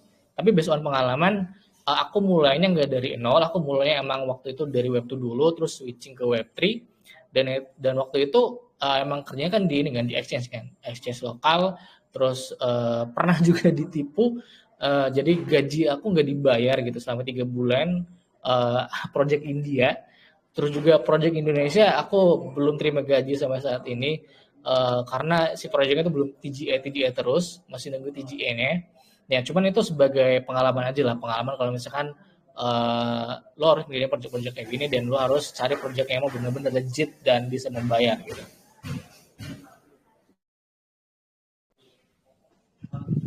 Tapi aku penasaran nih, boleh nanya satu lagi nggak? Sure, boleh. Oke, jadi kalau loker kripto itu kan komunitas yang sering share Web3 ini, kayak tadi yang dibilang, yang scam itu kan nggak cuman airdrop, ada juga scam yang jobs gitu kan. Nah, jadi proses atau cara loker kriptonya nih, verifikasi lowongan kerja kriptonya, biar nggak scam itu gimana? Dan gimana sih hal itu bantu orang lain biar dapetin job asli yang bisa jadi semacam stepping stone-nya gitulah buat kumpulin uang dan investasi lebih lanjut gitu. Thank you, Bang. Oke, bro. Kan Mas Ari. Cara kita filter web jobnya. Nah, biasanya kalau gua post job itu ada web3 job toolsnya. Jadi ada beberapa website yang emang kredibel posting web3 job ya, kayak crypto job list, terus job liver, terus ada di ini juga ada sih di apa sih job street juga kadang ada ya. Terus yang kedua adalah kita lihat nih project yang buka lokernya. Kayak misalkan project ini Thrift. Thrift kan salah satu exchange misalkan udah terkenal. Nah, itu gak mungkin kan scam gitu. Terus kita juga bisa ngelihat dari kredibilitas akunnya. Misalkan gue carinya di LinkedIn. Nah, di LinkedIn ini apakah dia itu verified akunnya, terus projectnya apa. Biasanya yang scam ini nawarin job tapi dia enggak ngejelasin nama projectnya itu apa gitu. Jadi project abu-abu lah biasanya kayak gitu. Tapi bukan berarti scam juga. Biasanya itu kerjaan-kerjaan div lah ya, kerjaan-kerjaan gelap. Misalkan enggak disebutin jobnya apa, tapi job desk-nya ada suruh apa gitu. Nah, itu bukan berarti scam juga. Yang scam itu biasanya adalah yang nawarin ke DM kita, baik di Twitter atau di LinkedIn. Nah, itu langsung nawarin nge-hire kita, nge-reach out kita, tapi gajinya kadang nggak masuk akal. Atau kadang kita suruh install aplikasi. Nah, kalau di Web3, kalau di Loker Crypto sendiri, itu kita juga dibantu komunitas. Kadang kita tanya nih, lo tahu nggak nih project ini lagi buka loker gitu. Nah, biasanya ada yang jawab, oh itu nggak scam. Kayak kemarin misalkan kreator X ya. Nah, kreator X itu gue kemarin bantu cari ambasadornya. Tapi di sana itu kita harus interview lewat platform mereka. Jadi ketika jadi ambassador kita harus install dulu nih aplikasinya gitu. Nah, kebetulan salah satu admin lokal kripto itu jadi ambassador country-nya di Creator X. Jadi kita kan jadi bisa tahu nih ini projectnya scam enggak nih. Oh, ternyata kata dia enggak, aman gitu. Nah, oke, walaupun dia install aplikasi tapi ternyata projectnya aman. Oke lah, itu sebagai early contributor aja, jadi sebagai kita berusaha untuk mengenal projectnya mungkin kayak gitu ya, introduction projectnya. Terus ada juga nih yang nitip nitip job. Nah, ke gue suka ada nge-DM, bang, gue lagi nyari talent nih buat ini. Atau ada juga yang ngewakilin projectnya lumayan resmi, nyari talent nih buat kemarin tuh moderator sama customer service nih dari PEX Exchange. Nah, gue tanya dulu nih, kita tuh punya salah satu grup internal, jadi grup admin internal ya. Nah, biasanya gue repost kalau misalkan gue masih ragu-ragu gitu, ini aman gak? Biasanya kita cek sosial medianya, terus cek projectnya, websitenya kayak gitu. Nah, baru di-share. Dan kebetulan juga kemarin ada si M-nya di grup lokal kripto tuh namanya PEX ya kemarin Bang Hari. Nah, ada nyari moderator ternyata ada CM-nya dan mereka mau bantu buat referensiin member Loker Crypto buat jadi jobnya itu di role CS sama modnya. Nah, kayak gitu. Ya mungkin seperti itu sih kalau misalkan kita filternya adalah ya pertama kita lihat projectnya, websitenya, terus medsosnya biasanya. Terus kita cek juga kredibilitas siapa yang postingnya, kredibilitas web yang postingnya, kayak gitu sih bro dari gua. Mungkin dari Bang Hari ada tambahan? Dari gue udah ini sih, udah cukup jelas yang lu sampaikan itu. Jadi nggak perlu ditambahin lagi. Aman bro. Iya, iya kayak gitu bro.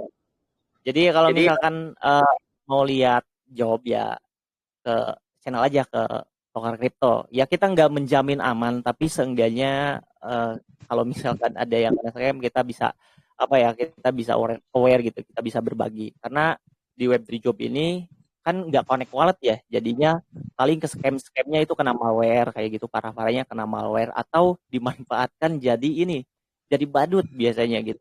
Jadi ada locker ambassador, ternyata si lockernya itu cuma mau ngumpulin orang-orang yang kayak mau nurutin kemauan mereka proyeknya, follow suruh ikut gitu.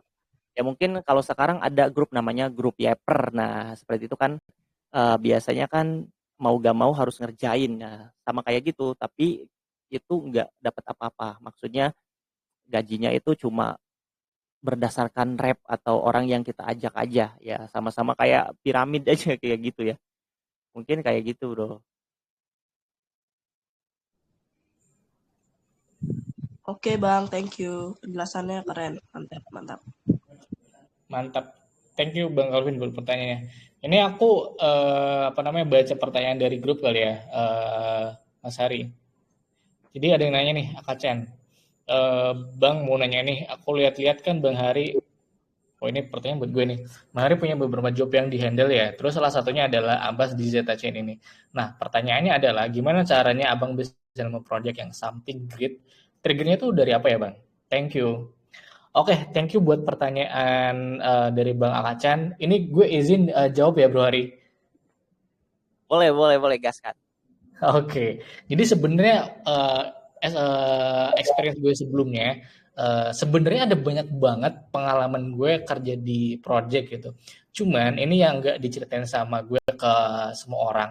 Jadi gue waktu itu pernah join as a project di salah satu token yang dibuatnya di BNB ya. Waktu itu, aduh lupa lagi namanya apa. Cuman waktu itu gue cuma bertahan 3 bulan doang.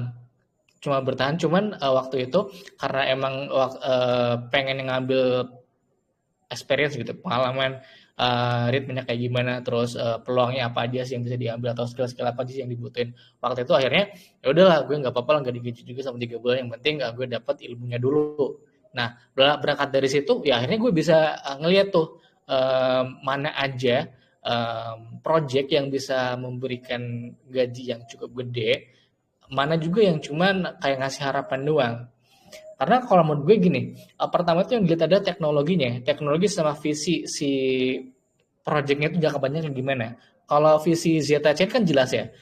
Jadi waktu itu waktu ditawarin sama si orang globalnya, gue research dulu nih Zeta Chain itu apa, terus visinya kayak gimana, projectnya dibangun apa, gitu, teknologi yang ditawarin itu kayak gimana. Ini cocoknya nih sama gue kalau misalkan gue kerjain dan gue masuk ke komunitas as ambassador-nya. Nah, karena dia kan konsepnya itu pengen menyatukan antara EVM dan EVM dan juga dia terkenal karena dulu ada airdrop ya kan, cukup gede juga, fundingnya juga gede. Nah, gue bisa jamin kalau misalnya Zeta Chain ini legit gitu untuk worker atau kalian bisa kerja di sana. Itu yang pasti pertama tuh lihat dari teknologi sama visi jangka panjangnya. Terus yang selanjutnya fundingnya berapa. Kalau misalkan fundingnya kecil itu ya teman-teman harus hati-hati. Takutnya kedepannya itu mungkin di awal-awal dibayar, tapi kedepannya itu bakal ngadat gitu ya, bakal ngaret membayarnya atau ada masalah gitu. Nah terus yang kedua adalah tim sama komunitasnya. Jadi timnya itu apa, orangnya siapa aja di balik yang bikin proyeknya, dan komunitas itu solid apa enggak, kuantitinya bagus apa enggak. kualitasnya dari komunitas itu bagus apa enggak. Gini, karena kalau misalkan kuantitasnya banyak, tapi kualitasnya sedikit, itu malah jadi bisa jadi challenging gitu buat teman-teman buat ngebuat dari kuantitas yang banyak itu jadi berkualitas. Terus juga kalau misalkan berkualitas tapi kuantitasnya sedikit, itu ya kalian bisa ngajakin. Oke, Mas. Makasih, Mas. Boleh. Boleh. Ya, jadi kalau misalkan kualitinya banyak gitu, kualitinya bagus, itu kalian bisa ngajakin orang lain buat join komunitasnya. Jadi itu kan saling menguntungkan kan. Kalau misalkan kuantitinya banyak dan sedikit banget activity, ya kalian bisa bikin activity di komunitas tersebut.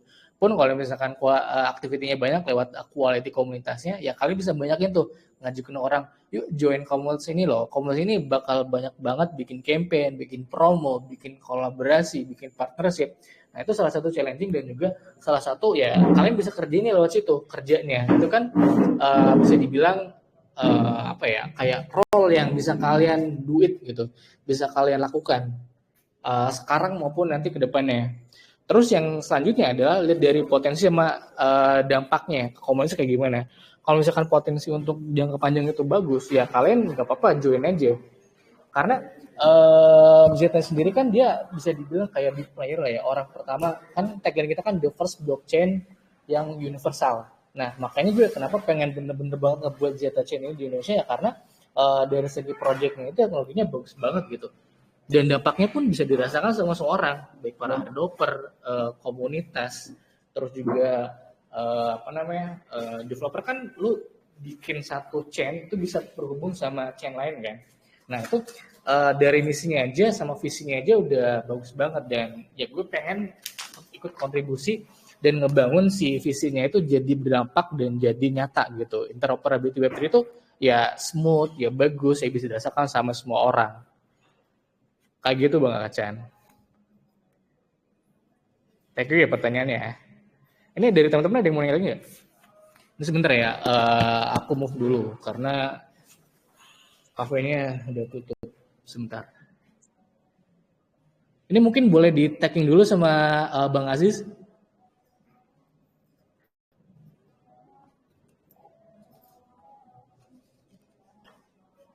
Halo Bang Aziz.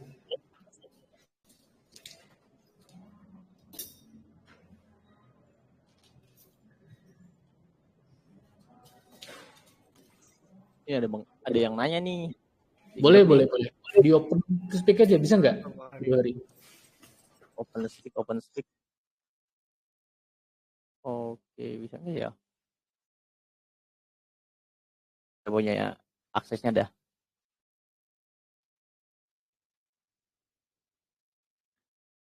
Tanya CV Web 2 dan Web 3 boleh digabung. Oh. Mungkin ini sama Bang Aditya Hari sih. Karena kalau gua nggak pakai apply gitu. Oh, langsung ya. Monggo beri arahan, Pak. Masalahnya saya butuh experience-nya gimana di dunia lapangannya. Oke. Kalau gua pribadi ini sih, selama di Web3 job ini kebanyakan malah yang apply pakai CV ini nggak pernah lolos juga. Serius. Jadi gue dapet Web3 job itu kayak referensi. Jadi ditawarin di DM gitu, di LinkedIn, di DM. Nah, kalau gue sendiri build portonya di LinkedIn. Jadi apa yang gue bikin ya, apa yang gue build nih portonya, gue masukin tuh di LinkedIn, ada sertipnya, terus kayak MA sekarang nih, gue bikinin videonya, terus misalkan gue ngerjain testnet, itu kan di LinkedIn ada yang namanya project apa yang telah diselesaikan ya. Nah itu bisa diisi tuh kalau kita udah menyelesaikan project testnet misalkan atau jadi validator kayak gitu. Kalau ini Web 2 sama Web 3 sebenarnya menurut gue boleh ya, kalau gue pribadi nih boleh digabung selama itu relevan gitu. Misalkan buat coding ya, buat engineering software. Ya pasti kalau misalkan digabung ya lebih bagus gitu. Tapi mungkin dikasih keterangan ini di perusahaan apa. Kalau misalkan web itu kan ada perusahaan apa gitu kan. Di Web3-nya ada project apa gitu. Malah itu jadi nilai plus sih. Terus kalau misalkan dari non-tech-nya misalkan jadi ambassador atau community manager itu kan sama aja ya seperti yang tadi dijelaskan. Perbedaan Web2 sama Web3 di jobnya dari segi non-tech nih misalkan community manager itu hampir sama aja gitu job desk-nya. Yang ngebedain adalah kalau di Web3 itu kita harus paham di apps, terus harus paham Web3 komponennya kayak blockchain, smart contract kayak gitu ya, walaupun kita sebagai community manager tapi kita harus paham lah dikit-dikit. Terus kayak tambahannya adalah kalau misalkan di web itu kan CM itu ngurusin media sosial ya, lebih banyaknya gitu. Nah, kalau di Web3 kan lebih ke interaksi dengan komunitas, terus setup grup kayak setup botnya di Discord dan Tele biasanya aktifnya kayak gitu. Oke Bang Nah, Hari. jadi intinya ya boleh banget digabung, Bro. BTW lu di apa nih, di bidang apa nih pengalamannya nih? Saya di bidang keuangan gitu. Ya apalagi finansial lah, itu boleh banget sih. Kecuali kalau misalkan di bidang-bidang yang nggak relevan gitu. Malah Web2 sama Web3 ini itu hampir sama sih. Ya intinya Web3 kan decentralized ya. Kalau Web2 terpusat ya, bedanya itu doang sih. Jadi ya boleh banget misalkan digabung, itu malah jadi nilai plus ya menurut gua. Apalagi udah pengalaman, orang-orang yang belum pengalaman aja mati-matian kan build portfolio. Masa yang udah punya pengalaman enggak dicantumin kayak gitu, Bro. Iya, betul. Oke Bang Hari. Keren pakai resume yang kayak kita ngelamar dulu melalui perusahaan, nanti resume baca. Ternyata bukan. Oke Pak. Tapi emang apply gitu, Bro. Jadi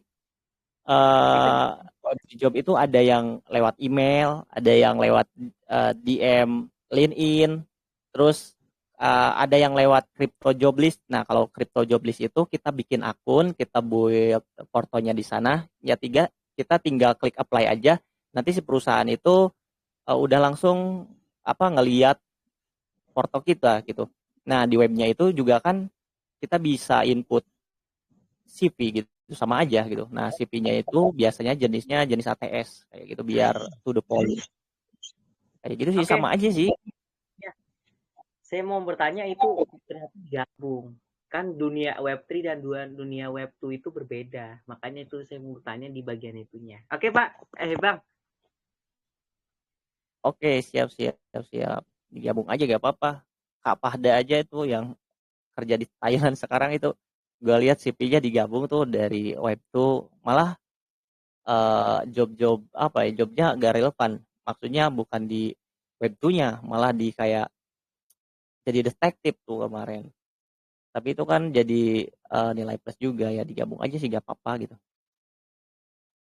Kecuali mungkin pengalamannya jadi buruh pabrik, ya mungkin itu gak perlu sih menurut gua gitu. Lebih penting itu pengalaman kalau misalkan di Web3.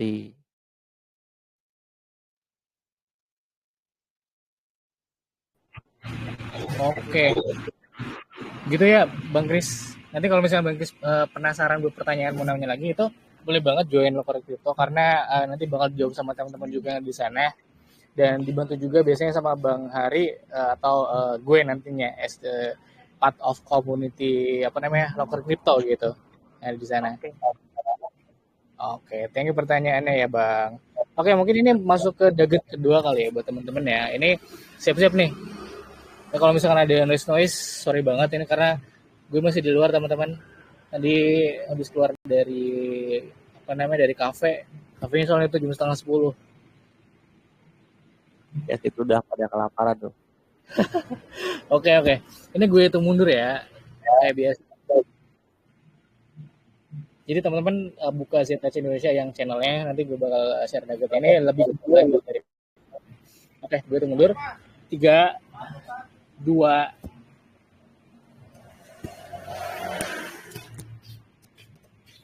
1. Oke, langsung aja scan ya teman-teman. Buat target yang kedua. Oke bro, mungkin ini karena udah menang kali ya. Buat pertanyaan terakhir buat Bro Hari.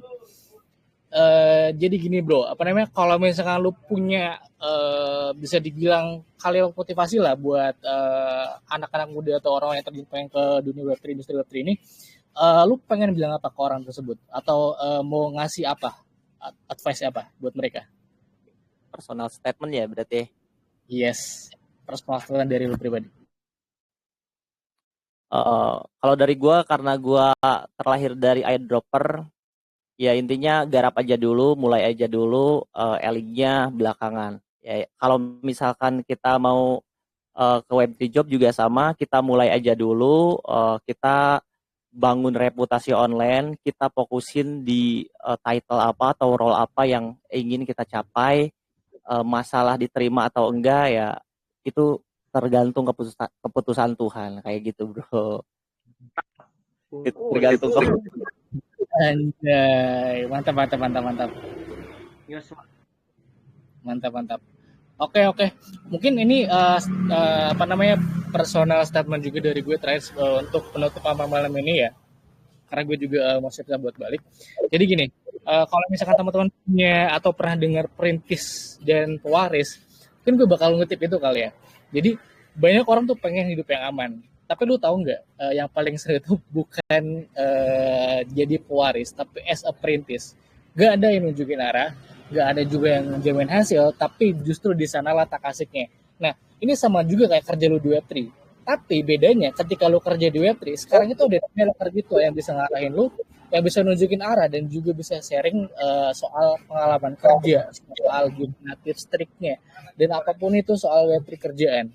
Jadi, lu kalau misalkan punya keseriusan gitu, pengen kerja di Web3 dan industrinya, ya pengen gajian ribuan dolar, ya sok dari sekarang join Loker Crypto dan join obrolannya dan juga build value kalian pribadi supaya nanti ketika kalian serusin, kalian bisa dapat gaji pertama, kalian nikmatin enjoy di situ, ya kalian bisa punya karir tersendiri di project ataupun di industri ini, yang mana nantinya kalau bisa kalian serius, kalian buat itu secara konsisten, ya kalian jadi malah pewaris, malah jadi perintis gitu, entah itu kalian pribadi ataupun di circle kalian. Jadi kalau misalnya kalian mau kerja di Web3, bisa join Loker Crypto, bisa juga join Zeta Chain untuk belajar tentang Web3-nya atau apapun itu yang berkaitan sama Web3. Kurang lebih kayak gitu bro kalau dari gue. Oke. Thank you banget ya, karena udah malam juga, udah hampir sejam lebih nih, hampir 2 jam. Jadi obrolan malam ini benar-benar ngebuka wawasan kita soal karir ya, Bro Hari. Thank you banget buat tim Crypto Bro Hari yang mau bagi insight luar biasa malam ini, dan juga terima kasih juga buat Sobat Zeta Chain sama ya semuanya yang udah join malam ini dan nyimak dari awal sampai akhir. Semoga gue sih berharap diskusi malam ini bisa jadi motivasi teman-teman buat mulai eksplorasi karir di Web3 ya. Baik itu ke jalur teknis maupun jalur yang non teknis yang disebut sama Bro Hari tadi. Ya, pasti jangan takut buat mencoba, dan karena pasti Web3 itu butuh banyak talenta baru kayak teman-teman yang ada di sini. Oke, itu aja buat amal malam ini. Thank you banget dan sampai ketemu di amal selanjutnya. Oh ya, jangan lupa habis ini ada dagat ketiga nih teman-teman. Dagat ketiga ini mungkin akan lebih banyak dan ya semuanya mungkin bakal dapat. Oke. Thank you semuanya. Thank you Bro Hari. Thank you teman-teman. See you. Thank you. See you. Yang join kelas bakal ketemu gue nanti ya di sana ya. Oke, see you teman-teman. Yuk.